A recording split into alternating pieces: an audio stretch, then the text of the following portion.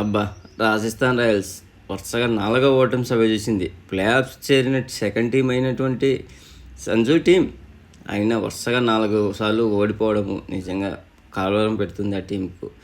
Point పట్టికలో అట్టడుగున ఉన్న పంజాబ్ జట్ రాయల్స్కు ఇచ్చింది. స్వల్ప ఛేదనలో తడబడి రాయల్స్కు అవకాశం ఎట్లు కనిపించిన పంజాబ్ కెప్టెన్ శామ్ కరన్ అద్భుతమైన ఇన్నింగ్స్తో మ్యాచ్ను గెలిపించాడు. పంజాబ్ ఇప్పటికే ప్లే ఆఫ్స్ నుంచి అవుట్ అయినా ఈ ఓటమితో రాజస్థాన్ రాయల్స్ రెండో స్థానానికి ప్రమాదం పడింది. రాజస్థాన్ రాయల్స్కు మరో ఓటమి. నిన్న జరిగినటువంటి మ్యాచ్లో స్వల్ప స్కోర్ మ్యాచ్లో పంజాబ్ కింగ్స్ 5 వికెట్ల తేడాతో రాజస్థాన్పై గెలిచింది. మొదట రాజస్థాన్ 9 వికెట్లకు గాను 144 పరుగులు చేస్తే రియాన్ పరాగ్ 48, హర్షల్ పటేల్ 2 వికెట్లు తీశాడు. దీనికి తోడు Rahul Chahar, Sam Curran, Ellis తలా 2 వికెట్లు, ఎలియస్ 1 వికెట్ తీశాడు. ఇంకా బ్యాటింగ్ దిగినప్పుడు శామ్ కరన్ 63 నాట్అవుట్. సూపర్ బ్యాటింగ్తో